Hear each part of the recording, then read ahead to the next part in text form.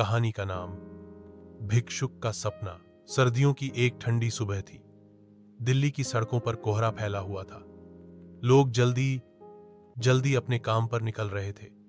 उन्हीं सड़कों के किनारे पुरानी कमीज और एक फटी हुई कंबल में लिपटा बैठा था रामू, एक बुजुर्ग भिक्षुक। रामू हर दिन मंदिर के सामने बैठता था। कुछ लोग उसे चुपचाप कुछ सिक्के डाल जाते, कुछ लोग खाना दे जाते, मगर ज्यादातर लोग उसकी ओर देखे बिना आगे बढ़ जाते। रामू का जीवन यूं ही बीत रहा था, न उम्मीद न कोई सपना।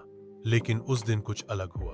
एक बच्चा तकरीबन 10 साल का अपने पिता के साथ मंदिर आया। उसने रामू को देखा और पिता से पूछा, पापा, ये बाबा यहाँ क्यों बैठे हैं? पिता ने जवाब दिया, बेटा, ये एक भिक्षुक है।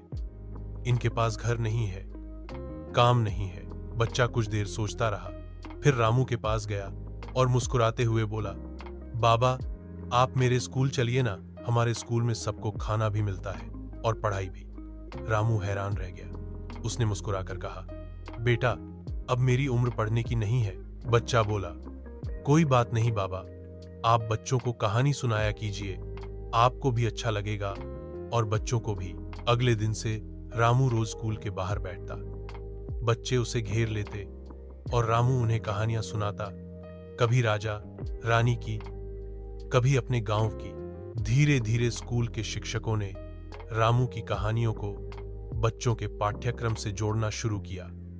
बच्चों में कल्पना और संवेदना की भावना बढ़ने लगी। स्कूल ने रामू को एक छोटा सा काम दे दिया, कहानी दादा के रूप में। अब रामू भी रोज सुबह नहा धोकर साफ कपड़े पहनकर स्कूल जाता।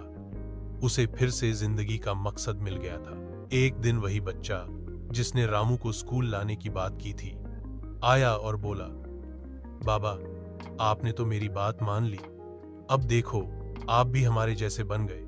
रामू की आंखों में आंसू थे, मगर ये आंसू दर्द के नहीं थे, ये थे खुशी, सम्मान और अपनेपन के।